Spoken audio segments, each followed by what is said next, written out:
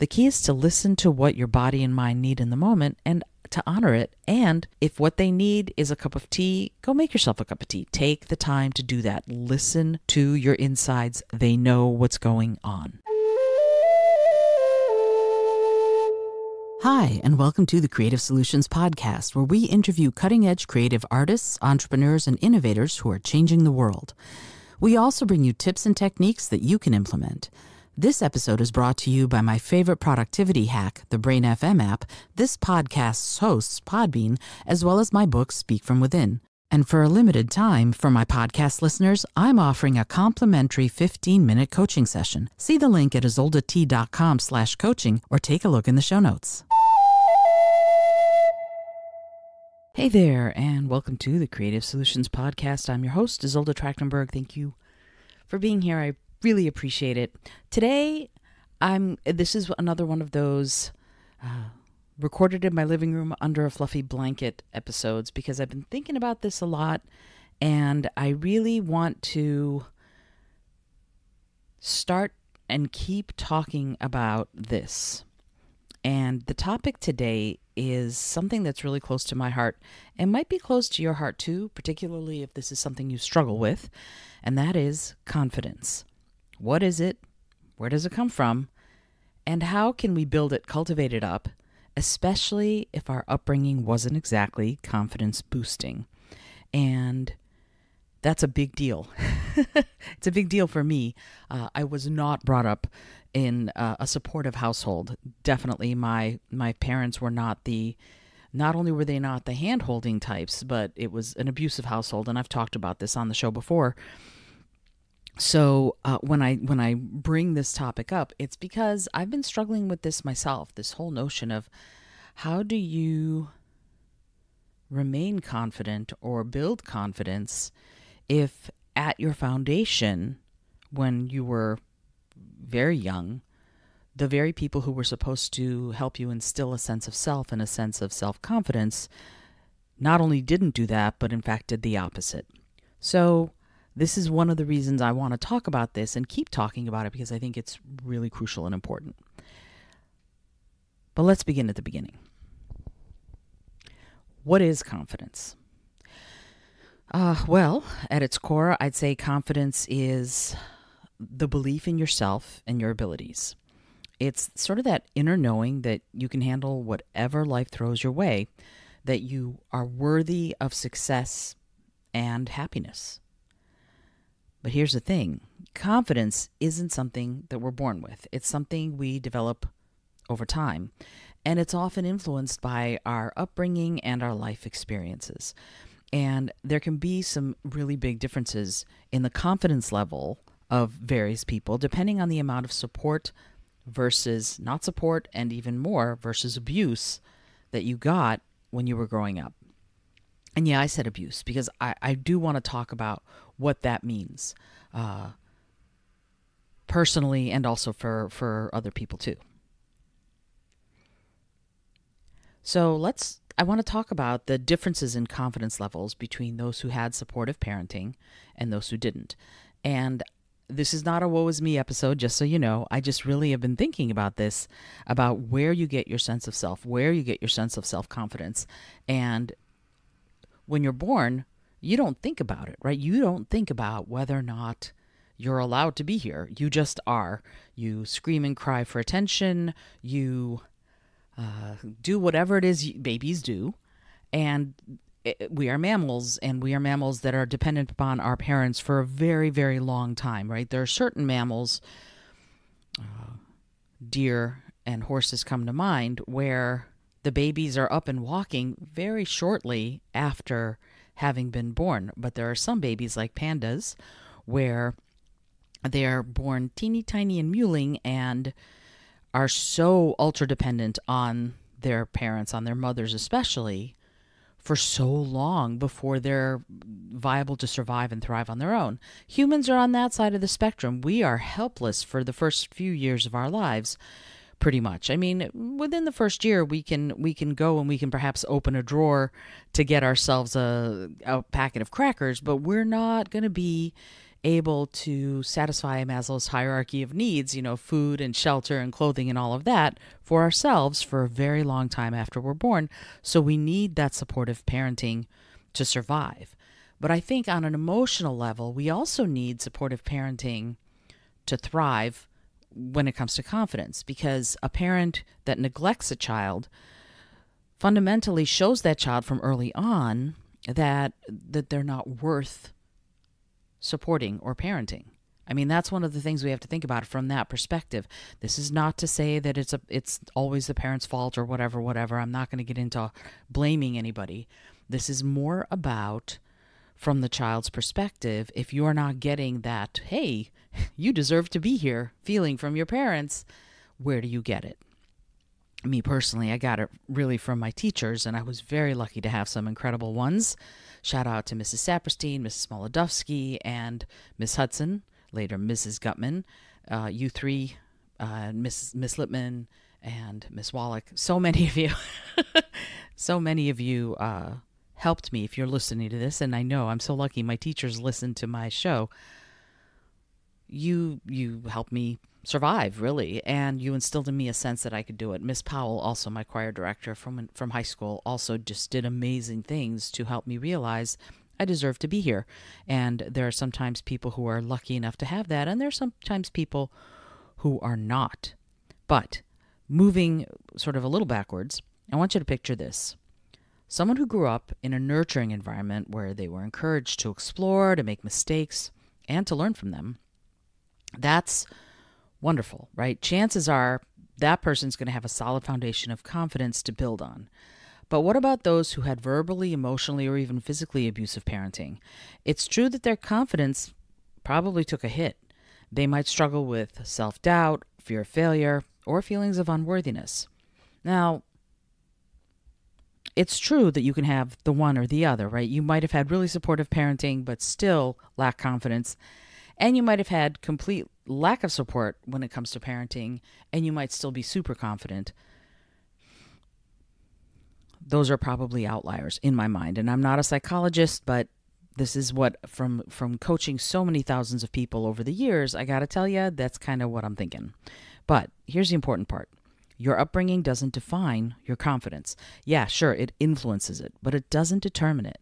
You might still have confidence, like I said, if you had terrible parenting, and you might still lack confidence even if you had great parenting. So the question becomes, how do we bridge the gap?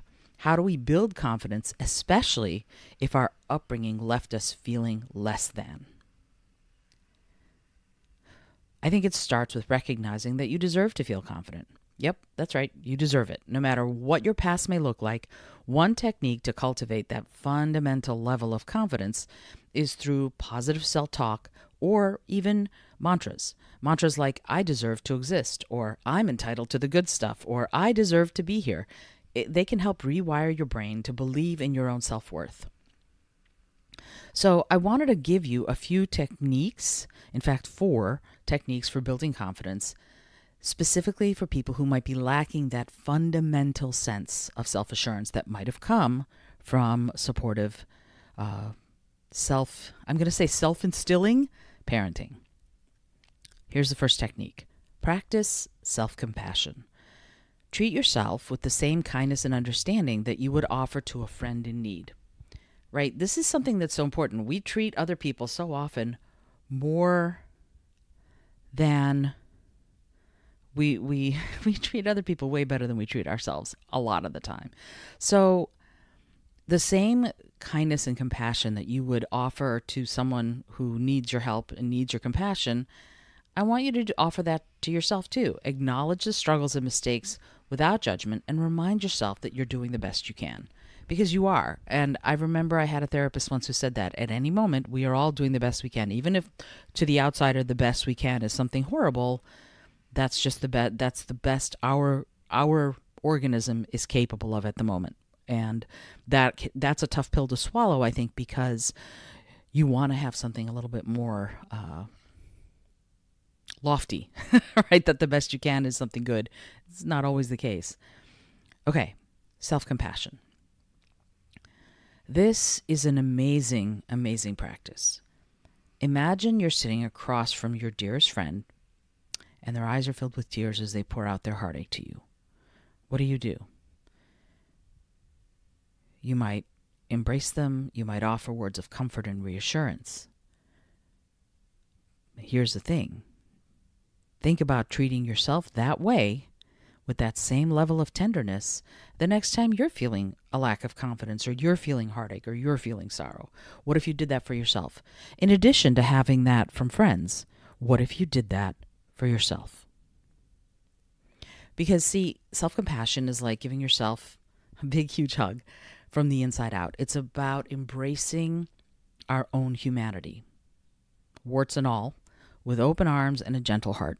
So the next time you muck things up, instead of beating yourself up, try, like I say this a lot, try offering yourself a little bit of grace.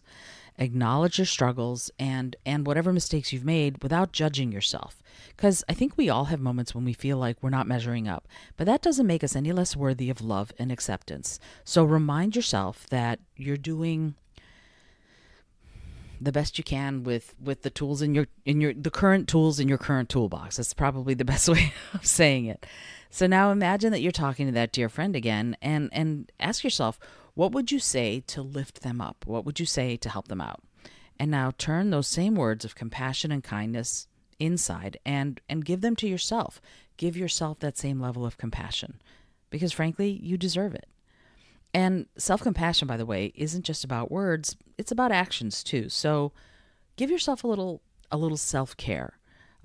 If you're into it, take a bubble bath. Get your favorite dessert if you feel like it, although rewarding yourself with food can be problematic, especially for people like me who've got a serious sweet tooth.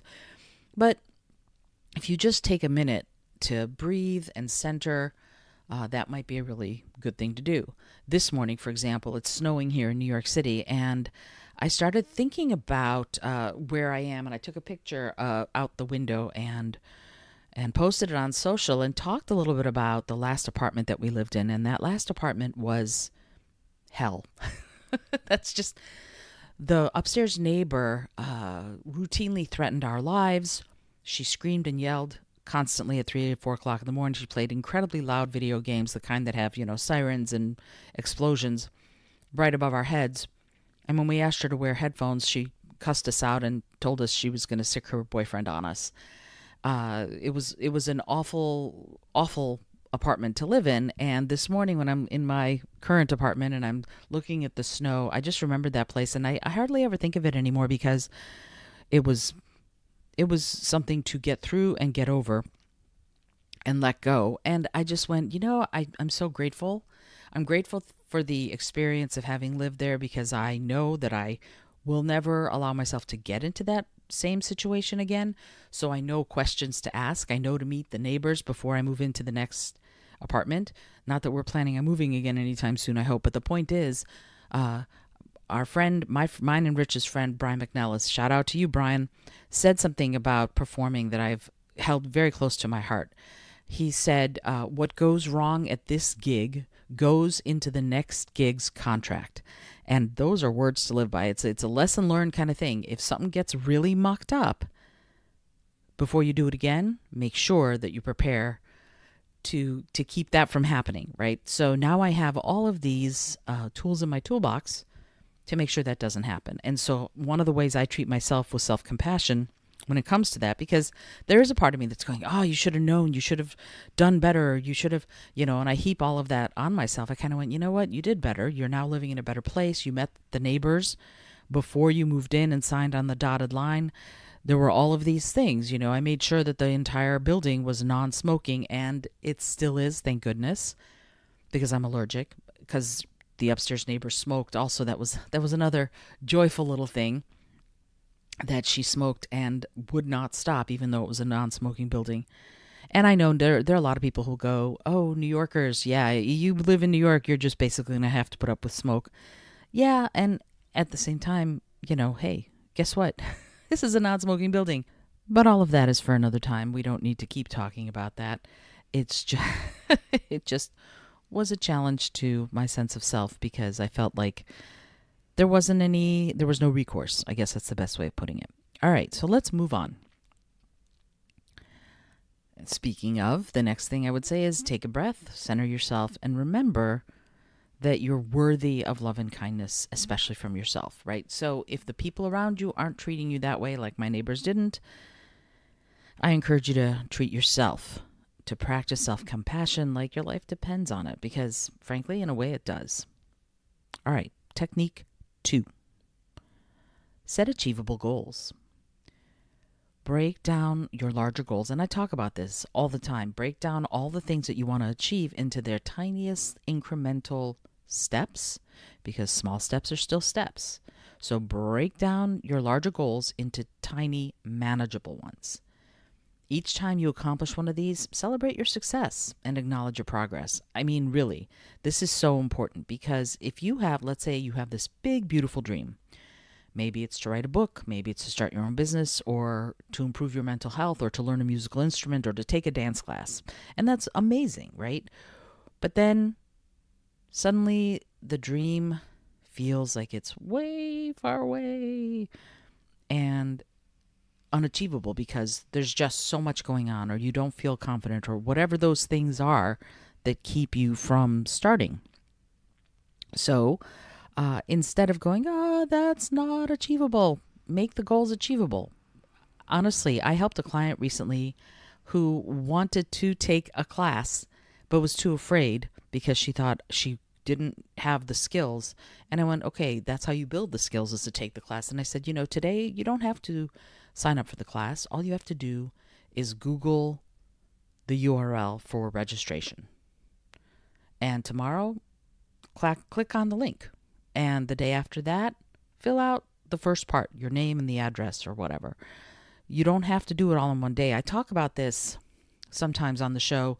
I had a client who came in and she said she wanted to, she was having a really rough time, and she wanted to go out and take a, she wanted to take up hiking, but it just felt completely out of reach because she was depressed and so down that she was having trouble even walking out of the house. And I said, you know what? You don't have to start hiking today. All you have to do today is put on your shoes. That's all. And tomorrow, maybe put on your shoes and walk to the front door. And the next day, put on your shoes, walk to the front door, open the door, and step out onto the porch. And the next day, do all of that, and then take 2 steps down onto the street. And the next day, walk to the end of the block. And the next day, walk around the block. And here's the thing. She did that, and 2 years later, she sent me a message going, you're not going to believe what's going on. I'm hiking the Appalachian Trail. And I'm like, excuse me? And she went from not even being able to put her shoes on to, she's, I think, on her second time hiking the trail, or had finished the second time this last autumn. And she said, and it's because you said, don't do all of it at once. You can't start hiking the Appalachian Trail today. What you can do is put on your shoes today. And what you can do is walk to the front door tomorrow. And what you can do is walk to the porch the day after that. And she said, and I did all those steps, and step by step by step, I walked the Appalachian Trail. And I just was thrilled for her. And that's really the point, right? If you break those big, massive goals down into bite-sized pieces and incremental bite-sized pieces, that's the roadmap. That's the roadmap to succeeding, right? So, for example, to bring it back to creativity, especially for writing a book for me, if you want to write a book, instead of fixating on the huge task of writing an entire manuscript, start by setting smaller goals, like writing a certain number of pages each day, or create an outline, or you can break it down to, instead of writing by pages, you can write 200 words, or you can write for half an hour. And it's much less intimidating to go, I'm going to write for 20 minutes. I'm going to set an alarm and I'm going to write for 20 minutes. And tomorrow I'm going to write for 20 minutes again.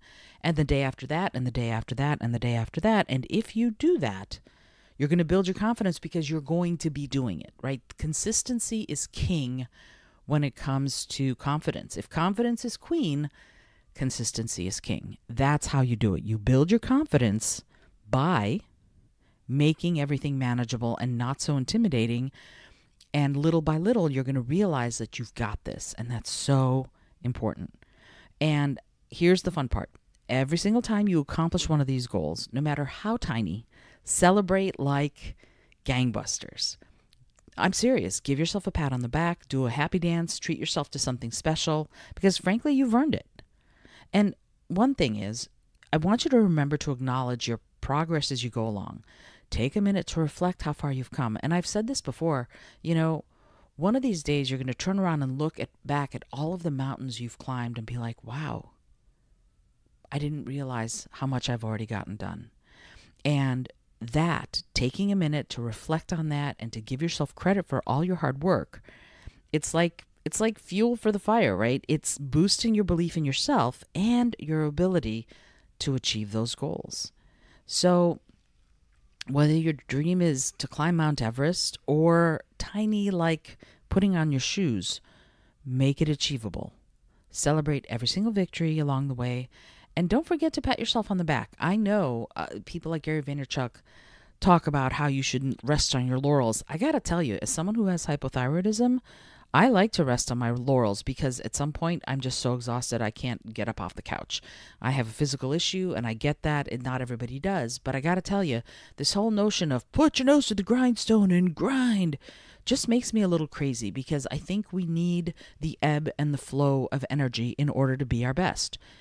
Honestly, I really do, because over the last 10 years, I think grind has become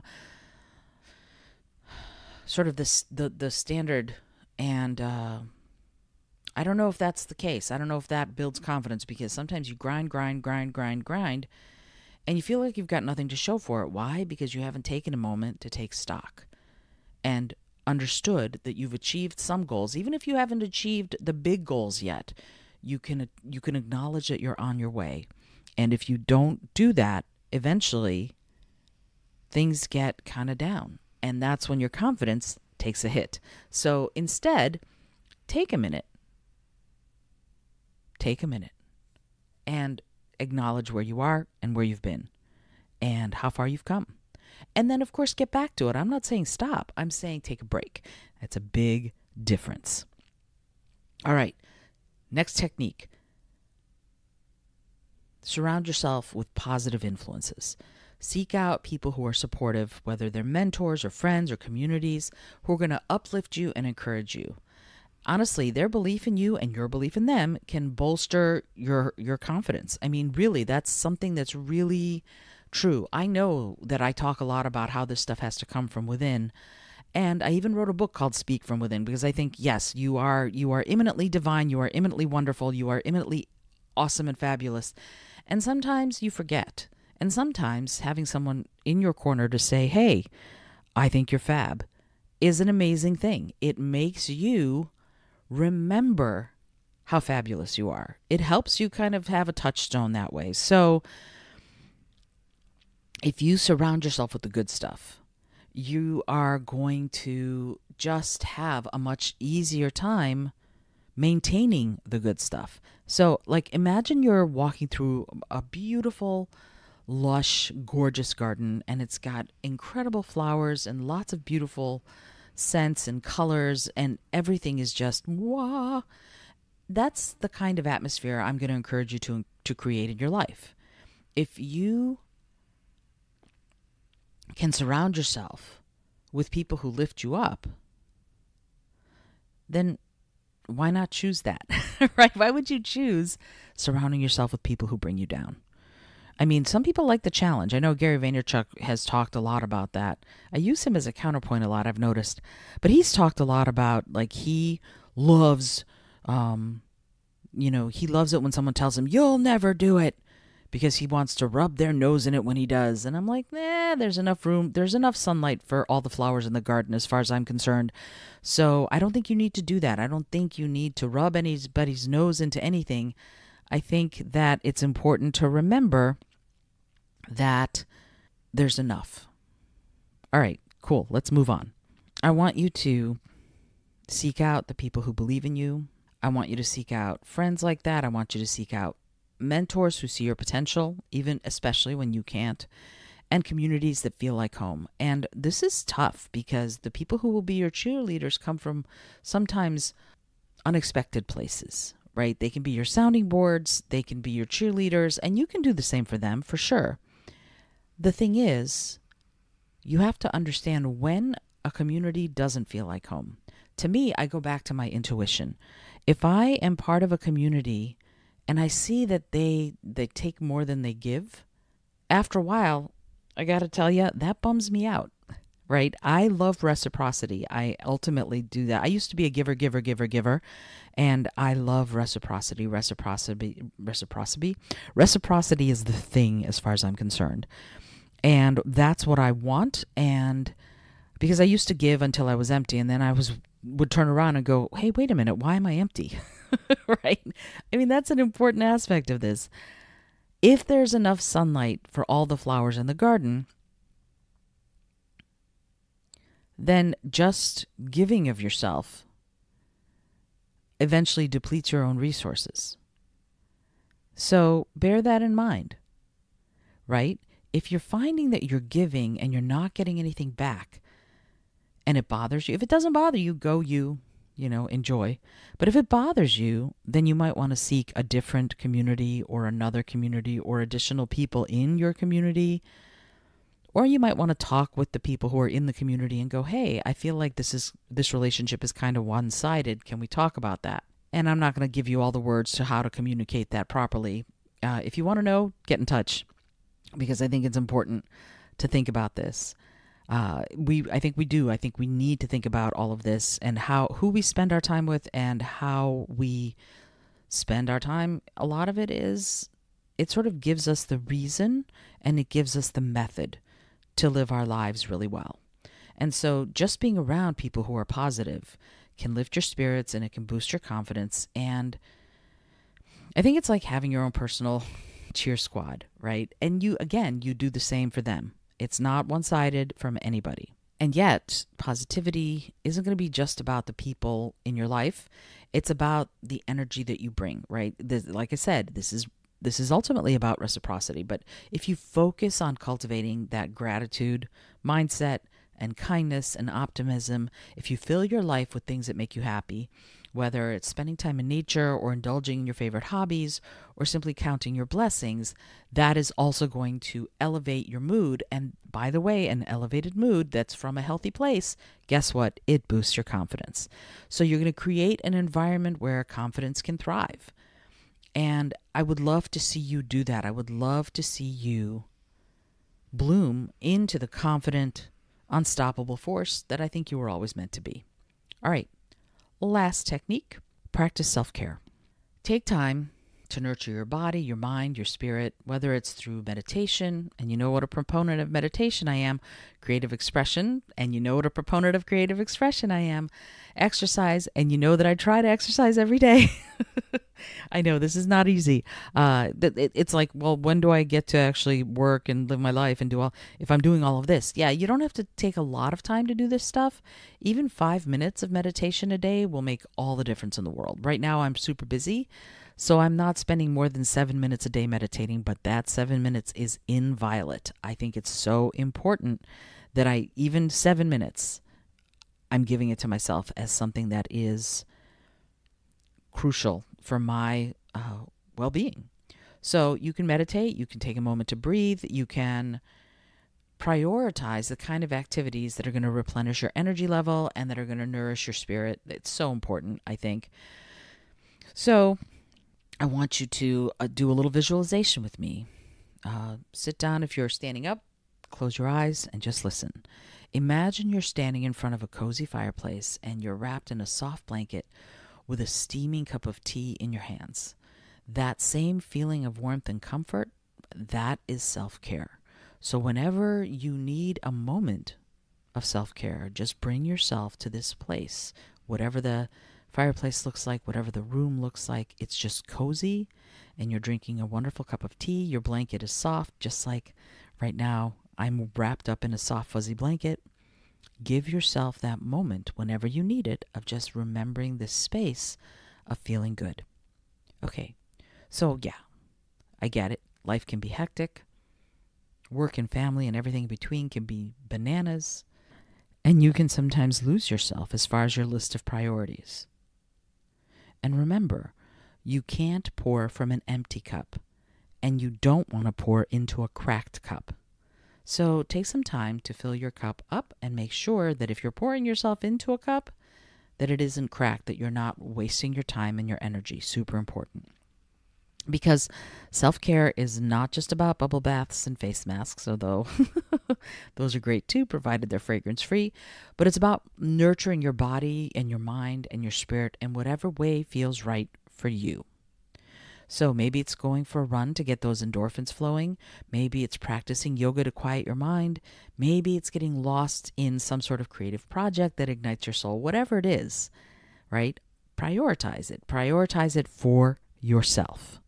And it doesn't have to be complicated. It can be as simple as taking a few deep breaths, imagining that fireplace scene, going for a walk, curling up with a good book, petting a cat. The key is to listen to what your body and mind need in the moment and to honor it. And if what they need is a cup of tea, go make yourself a cup of tea. Take the time to do that. Listen to your insides. They know what's going on. If you find that you need a little help in your confidence journey, I'm here for that. If you're looking for perhaps some coaching, or you simply want to connect with a supportive community, you can reach out to me through social, and let's see if we can't do some kind of work to help you get to a place where you're building your confidence and you're maintaining your confidence levels pretty much at all times as you go through your life. It's, I think, crucial and so important. Alrighty, this episode has been brought to you by Brain FM, which is my favorite app when it comes to getting my head on straight. I use it to meditate. I use it to create. I use it to fall asleep when I need to. I use it to focus on the admin tasks that I have, on the accounting tasks that I have. It helps your brain operate more functionally depending on what task you need to achieve or accomplish. I love, love, love it. And it's also brought to you by my class, Meditation for Busy People. Really, I was talking about taking a 5-minute break to sort of breathe. This class is, frankly, I priced it really low. And I priced it really low because I wanted everybody who wants to have access to it. It's that simple. If you want to learn a couple of meditative techniques to get you into a much better, healthier, more peaceful place pretty quickly, 5 minutes a day, this is the class for you. I'm going to put a link in the show notes just so you have it. And and if you want to get in touch or make a discovery call appointment with me, I can give you 15 minutes and answer questions and help you get on your way to build your confidence so that you can create the life and the work you love. That's really all there is. I hope you enjoyed today's episode. This is Izolda Trakhtenberg for the Creative Solutions Podcast, reminding you to be bold, be creative, and most of all, be kind. Thanks so much for joining me today. I really appreciate you being here. Please subscribe to the show if you're new, and it would mean the world to me if you told a friend about it.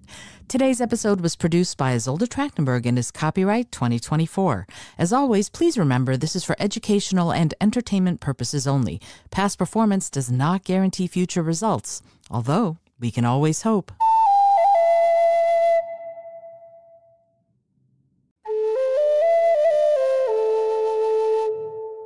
Thanks so much for joining me today. I really appreciate you being here.